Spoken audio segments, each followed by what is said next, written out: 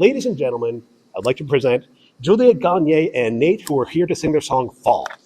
And then afterwards, we'll have a conversation with Julia.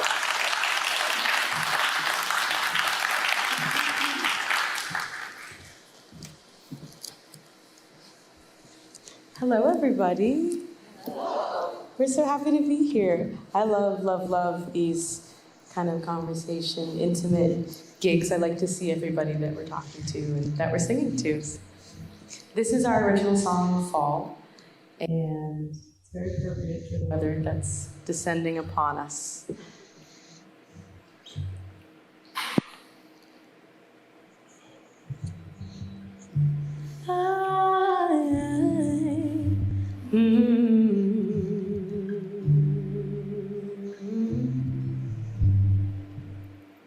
Smoke right on the water, loons take to the light.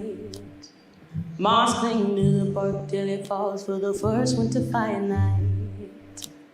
I'm not riffing on the same idea like I'm hoping that we never met. The second I saw like a real man call, I'm just praying that we never end. Look away, stay a day. Don't worry about the future bringing any pain. Look within, let's breathe in. Nice autumn riding in our nimbus waves. So let's crash to the ceiling, one more fight. We'll swim like we're running out of time. 'Cause you know, we'll be fine. Hot desire puts out the fire that feeds on pine. Bring on fall. Bring on fall. Oh, broth cook on the cast iron, rough surf up ahead. We're clinging to the past like we're fast in the first ever storm ahead. And I'm not clinging to the same idea like I'm hoping that we never met. The second I saw like a real man call, I'm just praying that we never end. Look away and stay a day. Don't worry about the future bringing any pain. Look within, let's breathe in. Nice autumn riding in on nimbus waves.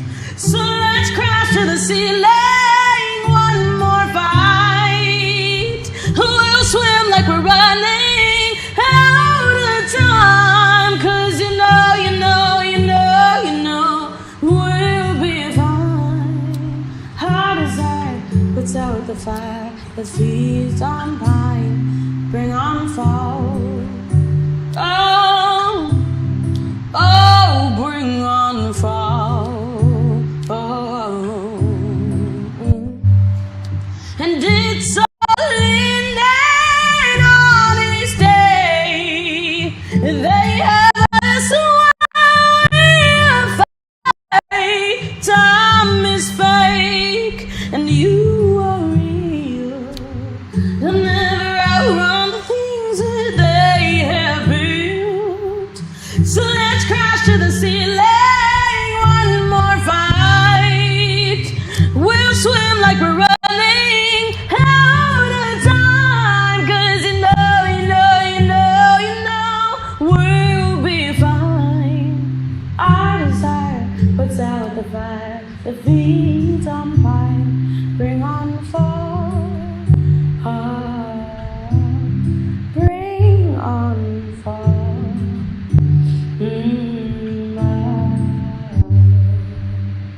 Thank you.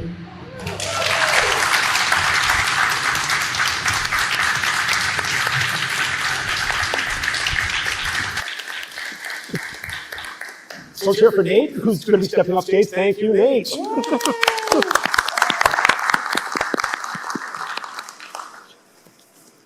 So the first question, I'm going to change up since we just discussed it. Yes. How do you say your last name? So my last name is a is a story in itself. My family says Gagnon, but that's not right.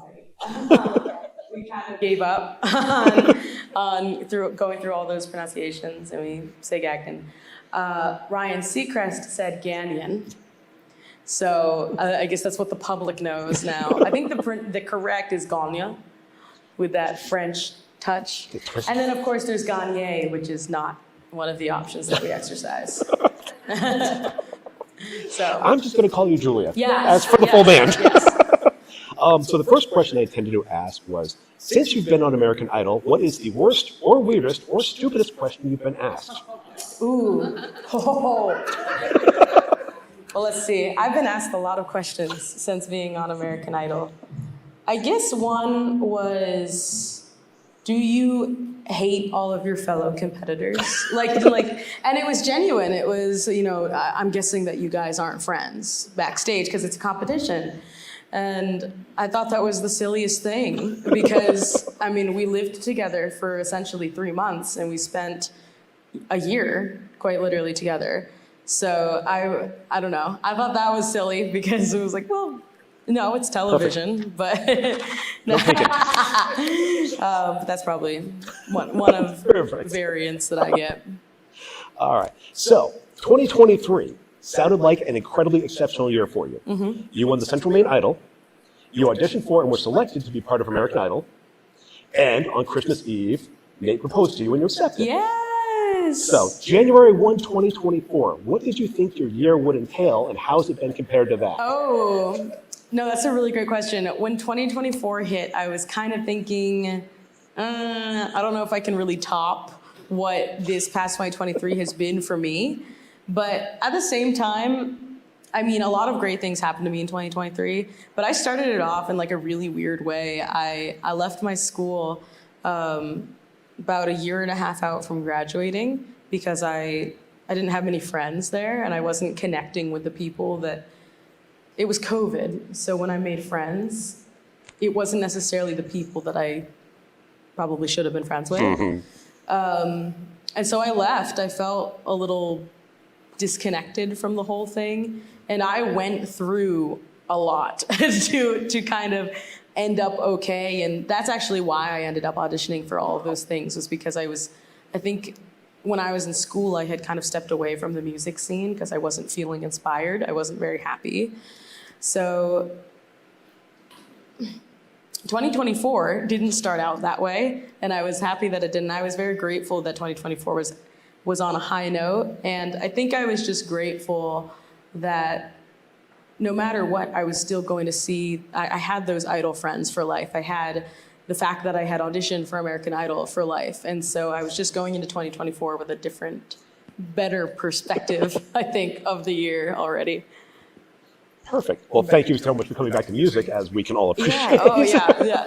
Definitely glad I did. So you kind of touched on that, but can you talk about your decision to audition for American Idol and what was that process like? Because I've heard people show up at the kind of cattle calls with 20,000 other people. They have 30 seconds in front of some random person, and then it's to the corner. What was kind of your experience? Well, I think that process actually got kind of scrapped with COVID, and they went to video submissions, which suddenly made it a lot easier to audition for the show. I had auditioned twice before for American Idol via video, and each time I got a call back, and I actually decided that I wasn't ready. I was probably too young at the time, and I was definitely right. I was not ready for that at that time of my life. But I won Central Maine Idol, which was a huge surprise, and I was very, very, blessed for that to happen. I was against some amazing local artists. And I think I had felt that love from the community. I felt like I had been lifted up by people that I hadn't been around for a while because I went to school in New York. And at the same time, my communication with my birth family was becoming a little more prominent in my life. I wasn't depressed, so I was actually talking to people again. And my birth mother kind of was along the journey with me, just kind of being filled in about Central Maine Idol. But when I told her that I won, it didn't necessarily hit her in the way I think that it might hit somebody else from here, how big of a deal that was. And she was fighting some health problems at the time. She has since passed. But at the time, I wanted to do something for her that she would understand in that high velocity. So I decided to audition for American Idol. I think it was just honestly coincidence that it was Idol because I had just done Central Maine Idol. So I was like, why not?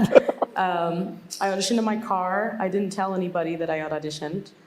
I was, I think, 3 minutes late to work, and I just busted out a song on a TikTok draft, and I sent it in because I just wanted to say that I did it. To be honest, I had no intention of going and auditioning. That was kind of a far-fetched illusion to me that I would actually get to sing in front of them.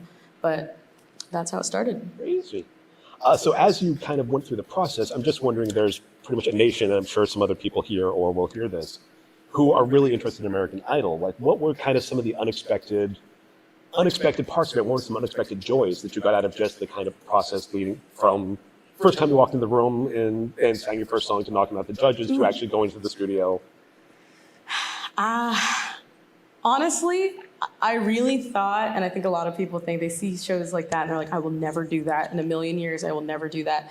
And I really felt that way even when I auditioned. I was like, I'm not going to sing. No, I'm not going to do that.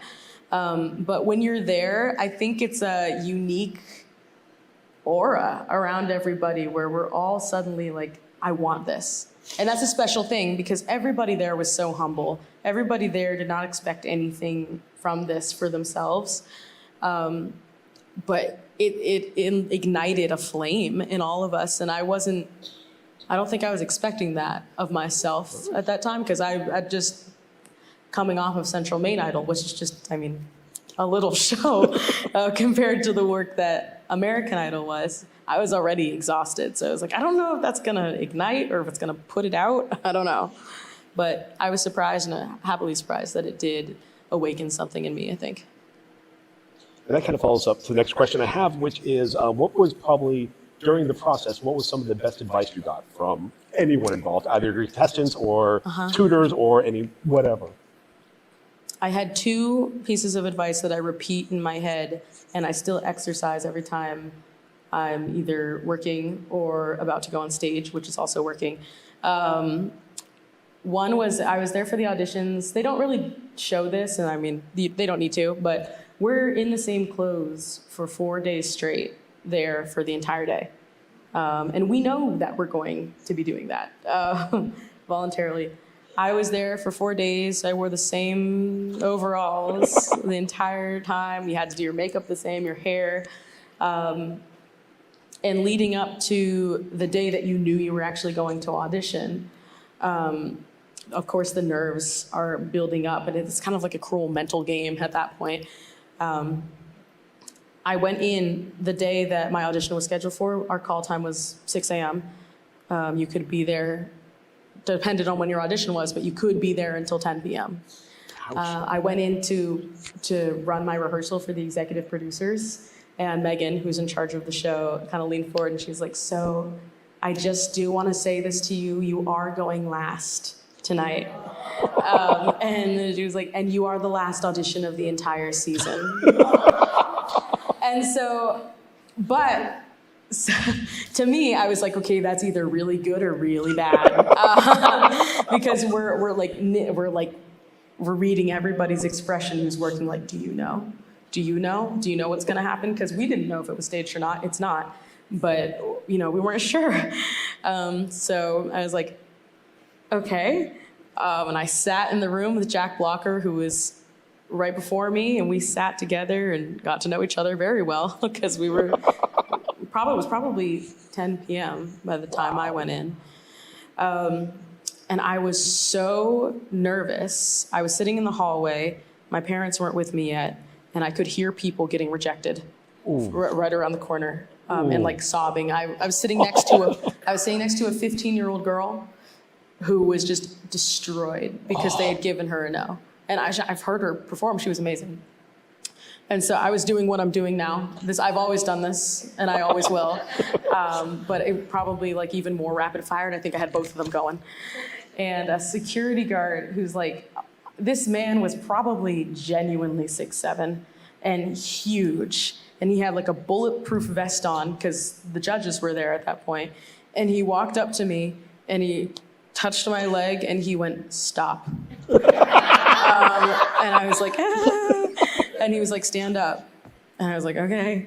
And he brought me over to like a corner where we couldn't hear what was going on around the corner. And he said, he was like whispering this to me. He was like, "I used to be a fighter, and now I do this. But before we got in the ring, they told us that one big mistake we were making was taking a deep breath, because you're not releasing the tension that you're building up in your chest. You're just holding on to it. You're letting it stay in you."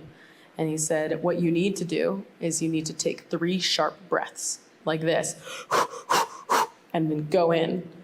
And if you look really closely, you can see me doing it as I walk into my audition. I'm like, and I still do it because it works. It works. I don't know if it just made you lightheaded and you were just like, "Ooh," or if it really did work, but it worked for me, and I do it every time before I go to perform.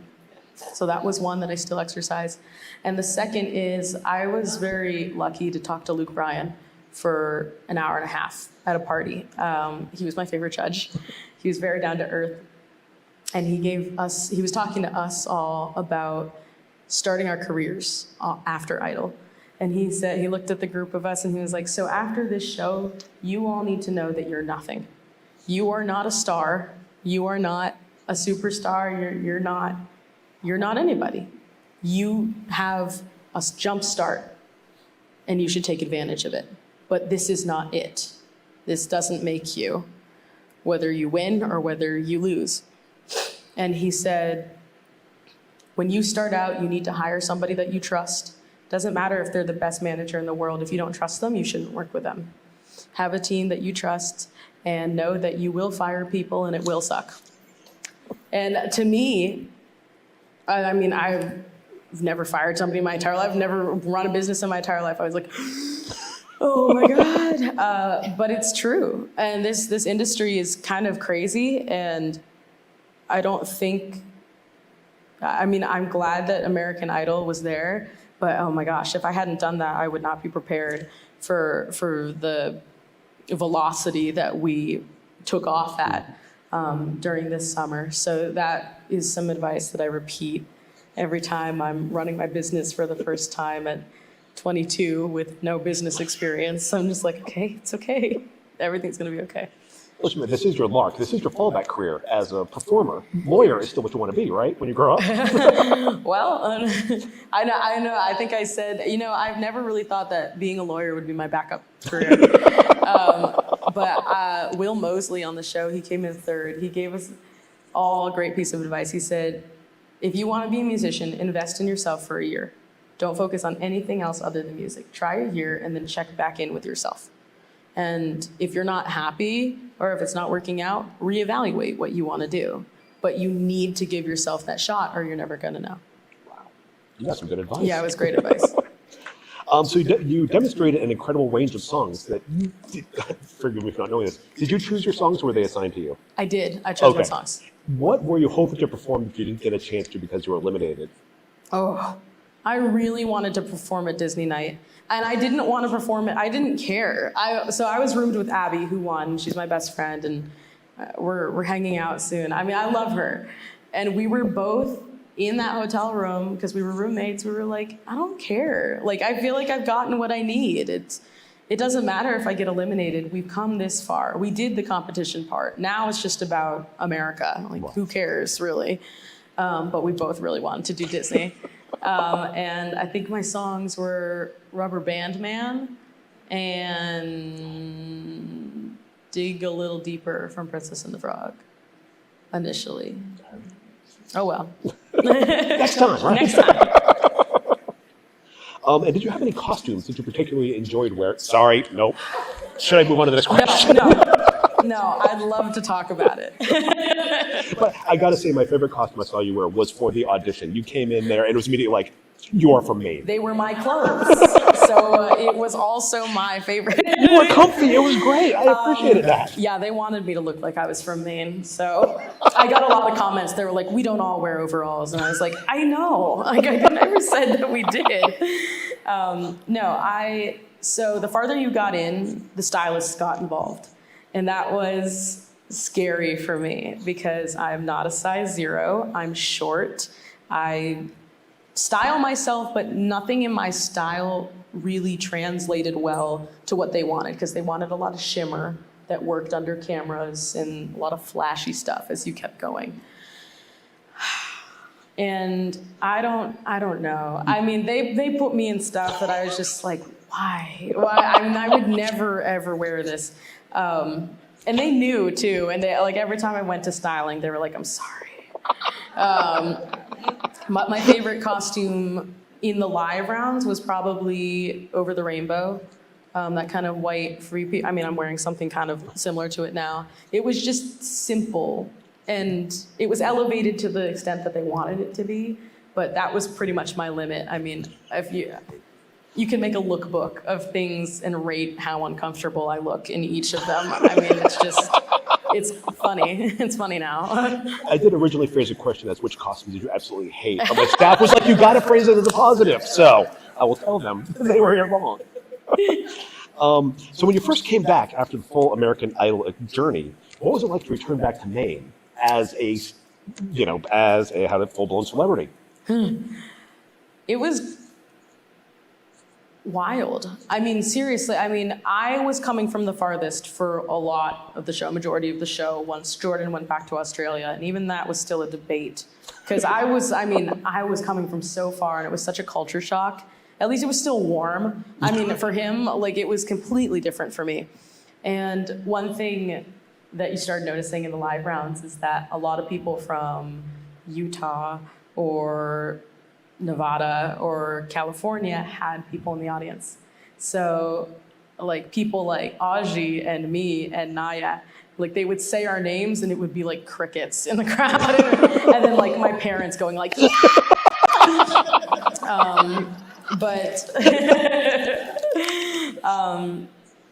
It was very nice to come home and actually see, I guess, some of the love that I had worked really hard for on the show. And it still continues to this day. I mean, I'm very, very grateful. Nate and I both. I mean, we get met with nothing but love and in the craziest situations too. I mean, it's kind of weird because before, and I mean, my parents are sitting back there. I'm not just looking back there like my parents. Before Idol, oh my gosh, style was bad. I was like Adam Sandler outfit level. Like it was, and I didn't care. I was just like t-shirt and I don't care. And so I don't do that anymore because people want pictures, yeah, which is very sweet, but very different for me. But there's still times where I get caught in the Adam Sandler outfit and I'm like, no, that's not me. Don't. It's kind of funny. I mean, it's a huge lifestyle switch, but still getting used to it. But it is funny that you had to escape from LA and then suddenly have an expectation of having some presentation in public. Yes. Which is the most anti-Maine thing. Yes. Yes. You gain yourself here in Maine, Mainers will respect it for I it. think the most common comment I get, and I joke with Nate about this all the time, is you look very different in person. Or like, oh, you're so, like, I get a lot of you're so much prettier in person, which is nice, but it's also like, yeah. But I get it. I mean, it was such a drastic change from my overalls to like the dumbest thing you've ever seen ever worn by a person to like me just trying and finding style and trying to be myself, but also not look like Adam Sandler in pictures. So. So, if you don't want to answer this one, please don't, but you have discussed openly being bullied as a child. Mm-hmm. And I was wondering kind of what it felt like or what the experience is of being someone who literally used to mouth the words in chorus to having June 30th, 2024 be declared as Julia Gagnon Day by Governor Mills and having Angus King say, I voted for you. It's, I don't want to say revenge. Which again was kind of my original question. It's the experience that I hope that every child who is bullied can experience on their own scale. I think, thank you. I don't see, I guess, revenge in the picture, to be honest. For me, I just feel like, I'm just happy that I'm here and I stuck it out and I kept trying. And I do get those DMs from people that weren't very nice to me. And they're like, oh my God, yeah, I saw you on Idol, love you so much. And it's so, this is one of my favorite quotes. I don't know why. And when you give me a microphone, I'm going to talk. So I'm just talking. But one of my favorite quotes is from Little Women, is I'm not patient by nature. And I take it very much to heart because it's so true. I think people see me on TV and they're like, oh, she's Angel. I was not always like that. I was angry a lot of the times because I was bullied, and I didn't have really anybody who was going through the exact same thing that I was going through or knew exactly what I was going through. So I felt like I was carrying a lot of the weight alone. But I'm proud of myself, and I'm also proud of every child who is able to grow up being bullied and become a better person because of it, to be honest. So that's how. So thank you for adding your voice to that chorus of you can come out of that darkness and find the light. So just thank you. And I know there are bullied kids and kids who feel less than, who can look at someone like you and say, I can do that too. So thank you. Thank you. Thank you. That means a lot. So hopefully this falls into it. What do you enjoy most about performing? And is there anything special about performing in Maine versus performing in Hawaii or Los Angeles? Ooh, yeah. My favorite thing about performing, it's honestly just the feeling that I get. It's kind of selfish, but when I'm on stage, I'm super nervous backstage. And then the second I'm on, I kind of transcend to a different realm in my brain, and I just enjoy what I'm doing. And I feel like I'm good at what I'm doing. And that's first of all, I think it's a really hard thing to say for artists. I feel like we're all super humble and No, I enjoy what I do and I love it very much. And I think Nate and I get better every time we step on stage, which is, we're both very competitive. So getting that, outlet and being able to share our songs. And singing in Maine is so special because Maine inspires our music. And you can see, we can see in crowds, whether they're small or it's 2,000 people in Merrill Auditorium, we can see people being touched by the lyrics and feeling like they're actually being seen for the experience that they go through and growing up in a small state and feeling like nobody's ever gonna recognize you. So that's my favorite thing, I think, about performing as well as performing in Maine. Very nice. And so pretty much you spent this summer on your Maine tour, going to everywhere you possibly could. I was going to list them out, and I'm not even going to try. Do you have a favorite venue you played over the summer, or anywhere else in Maine that you're like, this is where I found it, or this is where the stage, the audience, the venue, whatever spoke to me like nothing else did? Ellsworth and the Public Theater in Lewiston had the most amazing crowd. And I think audiences underestimate how much they influence the artist, because we found love in every venue that we went to, but some people would sit in silence and listen to us, and that was fine. But you don't know if they're yeah, you can't tell because we can't really see with the lights. But Lewiston and Ellsworth, they were vocal, and they were like, and they sang along to our song, which was just a dream. You never think that that's going to happen, that kind of level. And of course, Merrill Auditorium in Portland as well was amazing. Yes.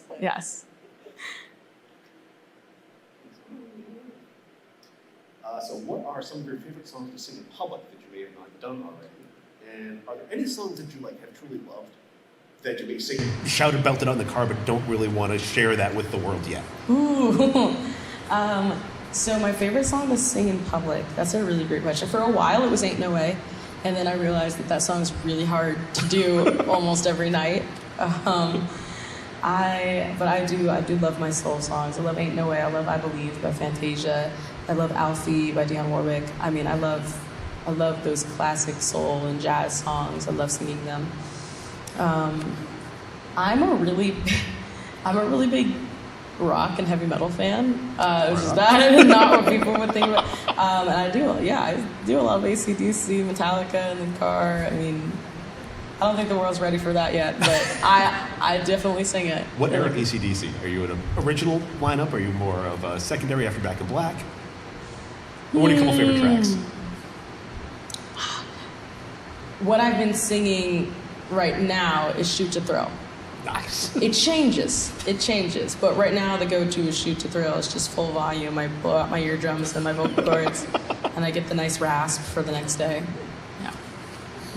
That's right now. Could change. So if you were talking to someone who suddenly finds themselves a quote-unquote overnight sensation, what advice do you think you'd give them? Being an overnight sensation is a myth. And this is the advice, because with social media, TV shows, TikTok, Instagram, it's really easy to blow up overnight. I mean, in all honesty, this wasn't my first brush with people knowing who I was, because in 2020 I started making some activism songs on TikTok, and I gained like a whole lot of followers, 100,000 followers, that people knew who I was. And I'm glad I did, because that kind of trained me for expectations on like what is going to happen if people suddenly know who you are.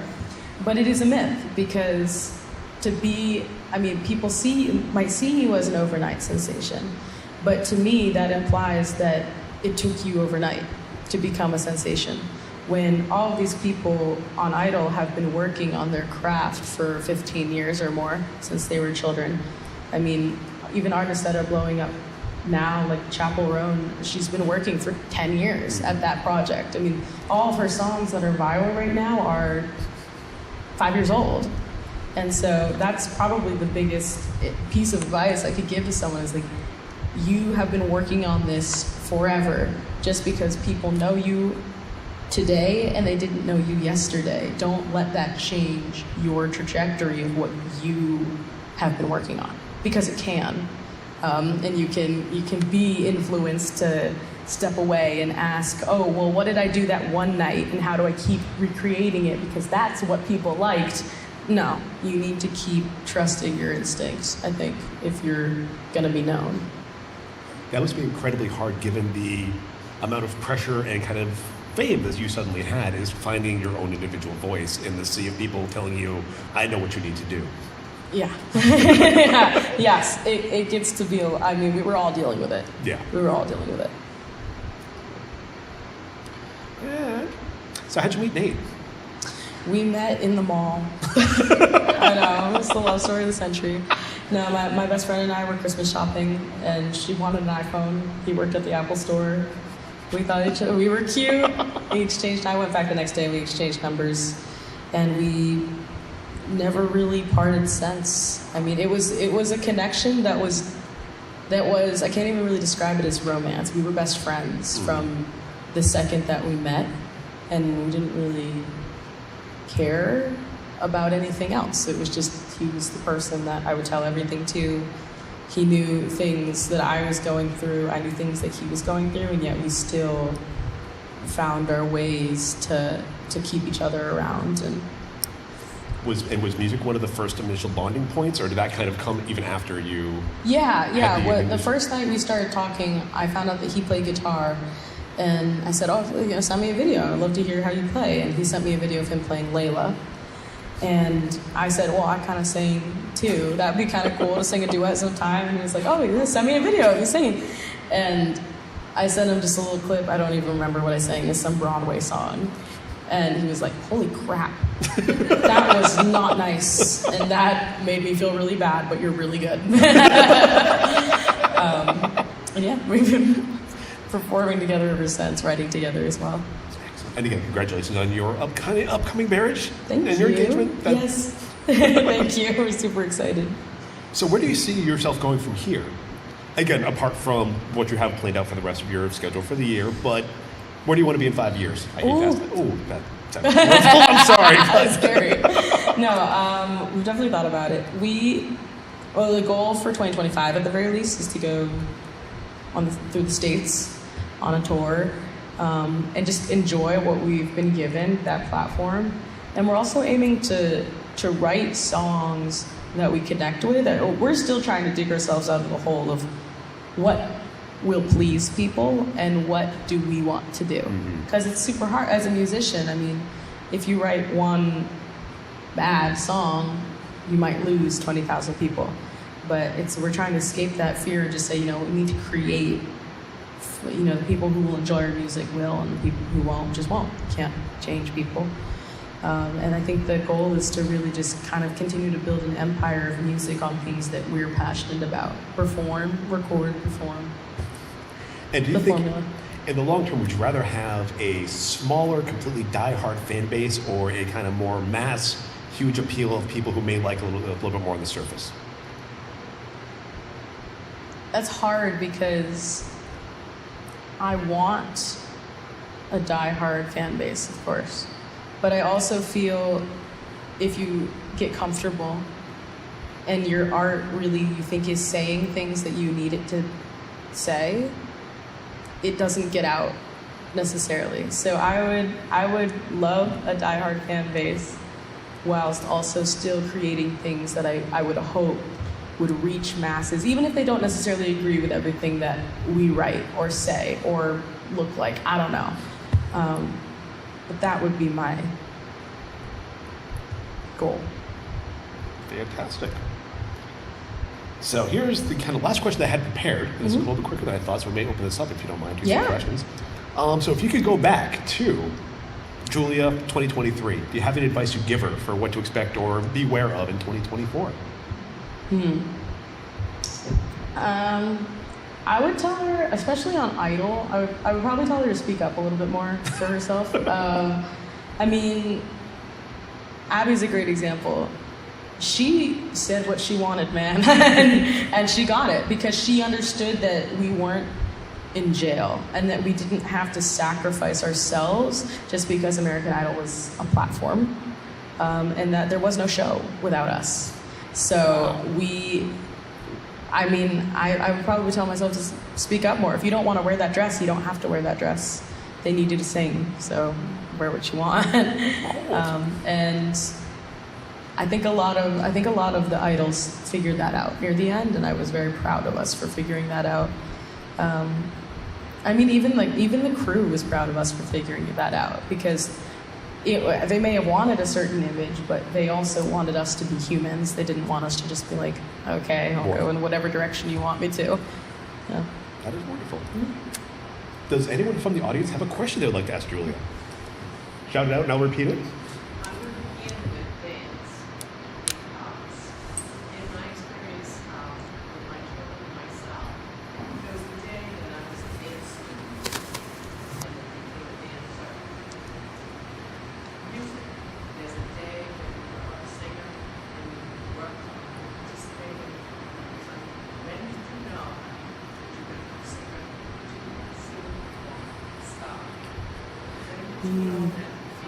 So the question is, for the sake of recording, when did you kind of make the transition from when you go from just playing notes to becoming a musician? When did you kind of become from someone noodling with songs to singer?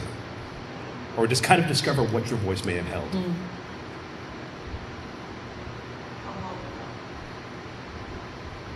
Probably when I got eliminated. I mean, I knew that I could sing because I just had the validation of so many people and the show. But I think, like I said when I auditioned previously, I wasn't ready. And what I meant by that is I wasn't ready to be eliminated. I wasn't ready to be rejected for something that I had worked so hard for. But when I got eliminated with McKenna, we raised our hands and we took a bow, and we did not go backstage and break down. I don't think I cried. I don't think I was upset. I was proud of what I had done, And to me, that is the difference between believing in your craft or not. And I was not ready for that, probably even when I auditioned. I would have been upset if I been rejected from the auditions. I think that's when I felt it within. Wow, that is just fascinating. It's such a beautiful take on it. Oh, thank you. That you went that far, and I mean, had Lionel Richie in tears for your audition, and to still say, which is still, if anyone has not seen her audition clip, please, as soon as you get home, go on YouTube, look up her audition clip. It is one of my favorite things I've seen this year. Aw, so thank you you. for that. Any other questions from anyone out there? Yeah.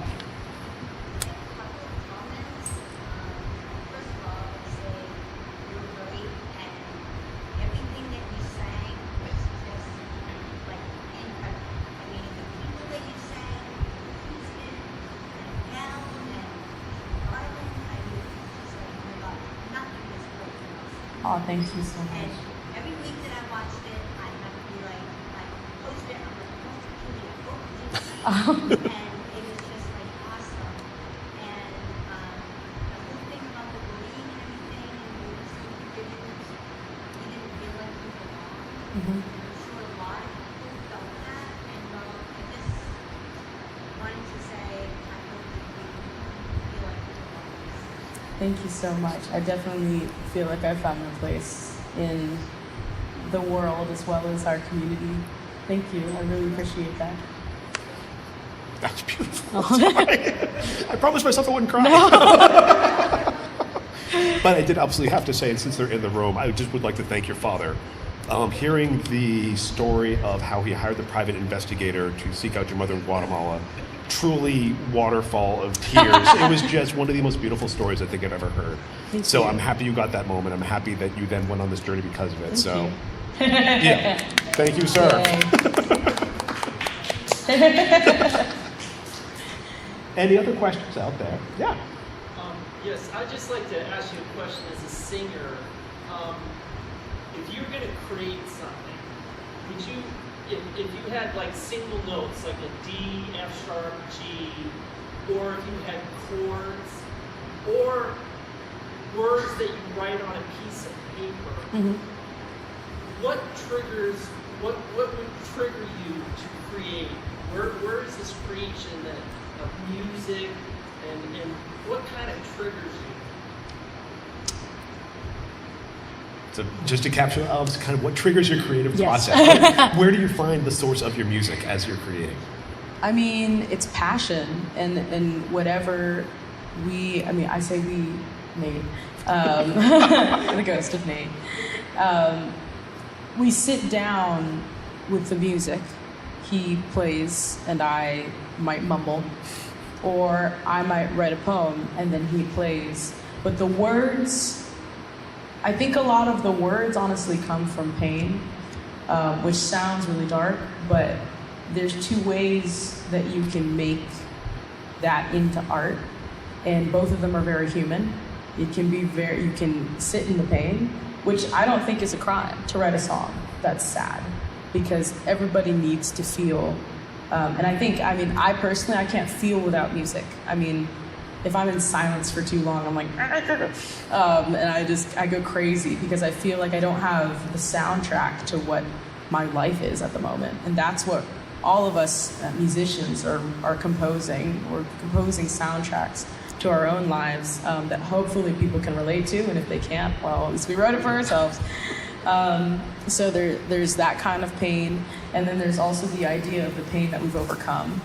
And that's where you get those songs that are beautiful, or about the state that we're living in, or about finding the person that you love, or it comes from a place where you feel the dark and you either found the light or you knew the light was coming.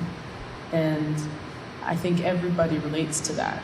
And I think that's why, or at least I hope that's why, our music can touch everybody, even if it's not who we thought we would reach that day, or what have you. So I think that's where it comes from. It comes from a dark place, but it always goes to a better place, which is the message that we hope to spread for everyone. Yeah. This isn't too personal, actually, it's retrospective. I'm reminded a little bit of Steve Jobs, who spoke at my son's college graduation.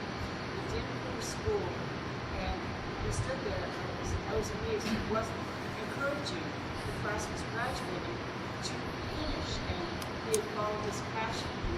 He didn't appear to have any regrets that he had to do so. How would you look at it? That's a great question. How Oh, are yeah. you, how are you with pausing school, postponing school? However you want to phrase it. How are you with from Steve Jobs not doing school? Postponing. Postponing. Yes.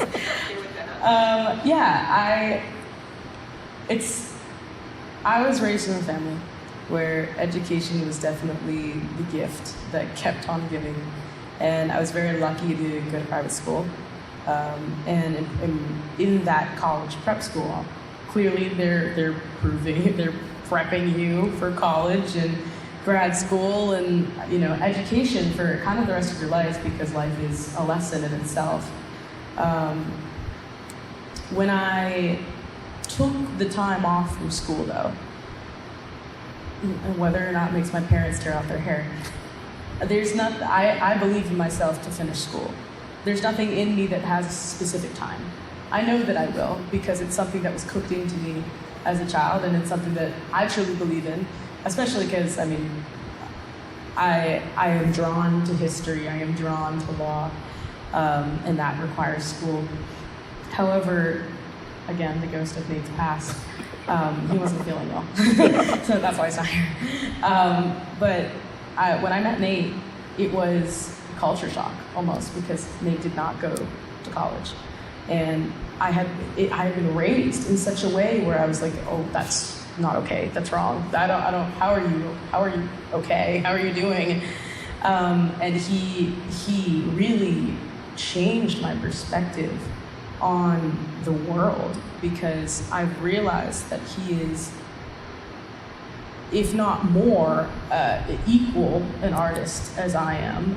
He works his butt off for our little family, our dog and our cat and me. And he finds value in learning and education, and it was his path still to find his place in the world without feeling the need to go to school. And I also feel like he could change his mind tomorrow, and it would still be his journey, and it's okay. So I completely understand and respect, honestly, not dissing your own journey just because it might be right for somebody else. But that's my journey with education, and Steve Jobs turned out all right, so. Yeah, of course. It's probably time for one more if you have a good one. Oh, actually, I have two. How about last two? How about Kathy? Who decided the duets and the trios? Is that you guys did that, or was it producers that made you sing or who you sang with? And the second part of that is it me, or is that version of California Dream the best I've ever heard, or maybe even better than the Mama and Papa's? Oh, man. So I can repeat this. So who decided the duets and the kind of arrangements of it? And is your cover of California Dreamin' that you did as the best one ever recorded? Is it the best? No. So the producers chose who sang at the finale, and they chose the Platinum Trio. But the musicians behind it, we all got vocal coaches. We got an accompanist and a vocal coach. We were assigned that from Hollywood Week on. Even in auditions, we worked with them. And they are seriously the unspoken heroes of the whole show, because they make all of those arrangements. Those arrangements that make us artists and we make it our own, that wasn't us. I mean, we simply don't have time, to be honest. We're being interviewed 14 hours a day, and we didn't have a day off. We were working for 2 months straight for 17 hours a day without getting paid. So, they really came to our aid and were able to kind of massage what was left of our brain and kind of do the work for us with that arrangement, but still were able to keep it true to the artists that they were representing. But they were definitely the geniuses behind that. They were who had arranged California Dreamin', for the Platinum Trio. And that was a crazy moment because we practiced it once and then they were like, okay, bye, go on stage. Wow. I think that may have led to the overall success of it. Just didn't have time to overthink it. We had no idea what was going on. Yeah, we were like, yeah, it's crazy. And that was the first time that everybody there knew who the Platinum tickets were. So that was another like string of anxiety going through us because people were like, where's Julia and Abby and Odell? Where are they? They're about to start filming. Yes. And thank you. And so the last one over? I just want to ask you, have you ever sung the Wind Beneath? I have. Oh, thank you so much. Do you want Have you ever sung The Wind Beneath My Wings? I have not. Wow. Well, we're kind of sitting here. You could do Johnny Carson last episode. Oh, am I just dating myself way too much? Bette Midler sang Johnny Carson on his very last episode after 30 years on television. Just saying. Just saying. We're here. It's not you. It's not you. I truly love song suggestions are the wind beneath my wings because that was the nightmare of that entire experience. I had no idea what to choose for a song because you're like, what is it not impressive enough? Or like, does anybody know that song? Or, I mean, it was a nightmare for me, but I've not sung that song. I will sing that song. Thank you. Thank you. So actually, I have one more, and it's for my wife, so I gotta let her go. So, I just have really a question. Okay. I just wanted to tell you that as far as being stylish and staying a Mainer goes, you're rocking it. Thank you so much. My wife reports that from being a Mainer and being stylish, you're rocking it. So, thank you so much. So- I really do appreciate that because it was a struggle for a while. So for anyone who is interested in hearing Julia do a full set on October 12th, she will be at the Cross Insurance Center in Bangor with her own, did you make this up, your own homebrew American Idol, not tour, but gathering of people from this year? I did. And thank you for that. I picked from people who I really thought went too early and are true showmen. And I've actually had a lot of the idols that I didn't necessarily reach out. I love all of them, but I mean, I can't control 24 people going on because we're doing this all ourselves. We don't have any help from anybody else. But I selected the people that I really felt deserved to be on a stage and sing in front of people who truly thought that they were idols. I mean, idolized them for a year. And still chose to support them even though, you know, being from Maine, you're like, I want the Mainer to win. And yeah, I did. I hand selected them. They're all my best friends though. I love them. And we're gonna have a few that aren't on the list With be there. surprise special guests. And the band you're playing with, I love the name, The Imposter Syndrome. Yes. I just love that one, touched my heart as well. Yeah. So. And the Higher Ground band, who's a tribute band to Stevie Wonder, which is just like so rare, but they are truly the best band I've ever heard play. I mean, they're gonna rock the set, so I'm so excited about that. So that is coming up October 12th for anyone who's interested. Also on November 1st, you're doing a late Halloween show at Johnson Hall Opera House in Gardner with the band Plush. Yes. And then also, if you like to hear her talk, someone once stole this idea. She will be appearing at Colby College in November as part of the Maine Voices Live, where she'll be interviewed by a Portland Press Herald reporter. If you want to compare notes and judge my performance, please do it wisely. And ladies and gentlemen, I just want to say thank you. And Julia, thank you so much for spending the evening with us. And a round of applause. Thank you so much. You did great. And now we run away. And now I don't know how to exit. Feel free to sing us out. Goodbye.